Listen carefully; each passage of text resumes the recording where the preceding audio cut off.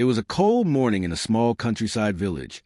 Mist curling low over the fields, the sun barely touching the horizon. A horse stood by the old wooden fence, unmoving. His name was Blaze. For 3 long years, he had been waiting for someone who never returned. At first glance, Blaze looked like any other horse, strong, proud, with a dark mane that rippled in the wind. But if you looked into his eyes, you'd see something different, a kind of longing, the kind that stays when love has nowhere left to go. People in the village used to say, "That horse is waiting for his boy." And they were right. 3 years earlier, Blaze belonged to a young man named Ethan. Ethan was 17, wild-hearted and full of dreams. His bond with Blaze was something people talked about, not just because of their skill together, but because they understood each other in a way words couldn't explain. Ethan had rescued Blaze when he was just a terrified, half-starved colt, trembling in the corner of an abandoned barn. From that day on, Blaze followed him everywhere. "Easy, boy," Ethan used to whisper, brushing Blaze's mane. "You're safe now. I got you." That promise, simple, soft, became the heartbeat of their lives. Every morning, Ethan would ride to the hills, laughter echoing through the valley as Blaze thundered beneath him. They'd race the wind, jump fences, chase the sunrise. They were inseparable until the day Ethan left. It was early summer. The war had reached their country, and Ethan, just barely a man, decided he couldn't stand by. He promised his mother he'd come back. He promised Blaze he'd return. He even tied a small red ribbon around Blaze's bridle. "So you'll know I'm coming home," he said with a grin. But weeks turned into months. Letters stopped coming. And one day, news arrived that Ethan's unit had been ambushed. No survivors. The village mourned. The world moved on. But Blaze didn't. Every dawn, he'd walk to the same fence where Ethan used to saddle him. He'd stare down the dirt road, the one Ethan rode away on, waiting. Through snow, rain, and blazing summers, he waited. He stopped eating some days. Refused to be moved. Farmers tried to sell him, but he'd break through gates, always find his way back to that same spot. One of the neighbors, an older man named Walter, took pity on him. "You stubborn creature," Walter would mutter, tossing him a handful of oats. "He's not coming back." But Blaze would just flick his ears and keep his eyes on the road. Walter didn't understand. How could he? Love isn't logic. It's memory, alive and relentless. Then one day, something strange happened. A car rolled into the village, old, dusty, with a soldier inside. He walked with a limp, his face hidden under a cap. People barely noticed him as he stopped near the fence, staring at the horse that hadn't moved in years. Blaze lifted his head. The air seemed to still. The soldier stepped closer, his breath shaky. He whispered, "Blaze?" The horse froze, ears pricking, muscles trembling. For a heartbeat, there was silence. Then Blaze let out a cry so raw it sent shivers through the field. He bolted forward, breaking through the fence like it wasn't there, galloping straight toward the man. The soldier dropped his crutch, fell to his knees, arms open, tears cutting through the dirt on his face. "I'm home, boy," he whispered. "I'm home." It was Ethan. He had survived, captured for years, thought dead, but finally freed. And the first place he went wasn't his home, not even his mother's grave. It was here, to the fence, because deep down, he knew Blaze would still be waiting. Villagers gathered around, many of them in tears. They watched as Blaze pressed his head against Ethan's chest, breathing him in like he was afraid he'd disappear again. Ethan's voice broke as he whispered, "You waited for me, didn't you?" The horse nickered softly, eyes closing. And in that moment, under the same sky they used to race beneath, time seemed to stop.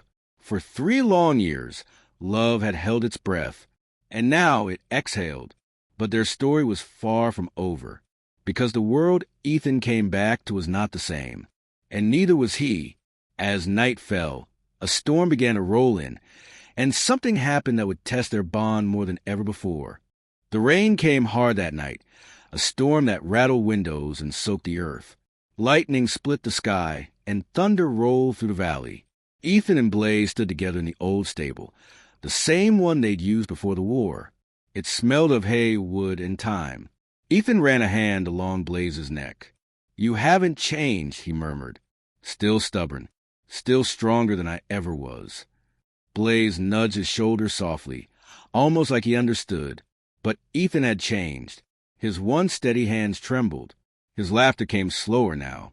Nights were restless, haunted by sounds that only he could hear. Gunfire, screams, silence. He'd wake drenched in sweat, reaching for his rifle that wasn't there. And Blaze was the only one who could calm him. Every time the nightmares came, Ethan would slip out to the stable. He'd sit in the straw, leaning against Blaze's side. The horse would lower his head and rest it gently on Ethan's shoulder, breathing slow, steady, grounding him. No words were needed, just the rhythm of breath and heartbeat, reminding Ethan he was home. Days turned into weeks. The village began to notice that Ethan was different. Some pitied him. Some avoided him. But Blaze stayed close. He followed Ethan through fields, across rivers, even into the forest trails they used to ride together. Yet there was one hill Ethan wouldn't climb, the one where he'd last seen his unit march away. Until one morning. The storm had passed, leaving the sky washed clean. The air was sharp, cool, and new. Ethan stood by the fence, watching Blaze graze near the field. "You waited for me," he said softly. "Maybe it's time I stop running." He took a deep breath, grabbed the reins, and swung himself onto Blaze's back. Slower now, his legs still weak but determined. Blaze shifted beneath him, steady and patient. Together, they began to climb. The path up the hill was rough, overgrown with weeds and memories. Ethan's heart pounded as they reached the ridge. There, under a lone tree, was a weathered wooden cross, the one villagers had built years ago when they thought Ethan had died. He dismounted, knees sinking into the wet grass. For a long time, he said nothing. The wind moved gently around them. "I should have been one of them," he whispered. "But you kept waiting. You gave me something to come back to." Blaze pressed close, his breath warm against Ethan's hair. Ethan smiled through tears. "Guess we both survived, huh?" He reached into his pocket and pulled out a faded red ribbon, the same one he had tied to Blaze's bridle years ago. The color had dulled, but the meaning hadn't. He tied it once more around Blaze's mane. "For the time you never gave up on me." For a moment, everything was still, until Blaze suddenly lifted his head, ears twitching. A crack echoed across the valley. Thunder? No, the sound of a falling tree, collapsing from the storm's aftermath. Down the slope, the river had swollen, bursting its banks and flooding fast. Ethan turned. The village lay below, and the water was racing toward it. Without hesitation, he swung onto Blaze's back again. "Come on, boy." They charged downhill, mud flying beneath hooves, wind howling through the trees. Ethan could hear the rush of the river growing louder. People were shouting, scrambling to move livestock and children to higher ground. A bridge stood halfway down, the only way across. But part of it had already washed away. "Easy, Blaze," Ethan said, voice shaking. "We can make it." He leaned forward, whispering the same words he used years ago. "I got you." They galloped, hearts pounding as one. The bridge groaned under their weight. For a split second, time froze, then the boards gave way. Ethan felt himself falling, heard Blaze's cry. Then water swallowed everything. Cold, chaos, silence. When Ethan opened his eyes, he was lying on the riverbank, coughing, gasping for air. Villagers surrounded him. "Where's Blaze?" he croaked. No one answered. They searched for hours, calling his name through the rain. And then, just as the clouds broke and sunlight returned, someone shouted, "There! By the rocks!" Blaze stood soaked, trembling, but alive.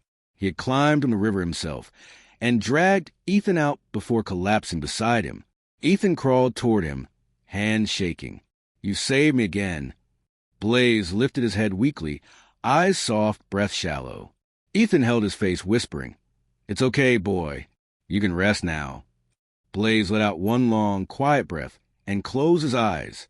For a moment, the world stopped. Ethan buried his face in Blaze's mane, sobbing into the silence. "You waited You never stopped waiting. The villagers stood in silence, hats in their hands. The river flowed gently again, as if the storm had taken everything it needed. Days later, Ethan buried Blaze on a hill beneath the old tree. He carved words into the wood of the cross beside him. Here rests Blaze, who waited, who believed, who never gave up. Years passed. The village changed. Children grew up hearing the story of the horse who waited 3 years for his friend and the man who finally came home. And sometimes on quiet evenings when the wind moved through the valley, people swore they could hear the faint sound of hooves, steady, strong, carrying on toward the horizon, because love like that doesn't end. It just finds a new way to keep running.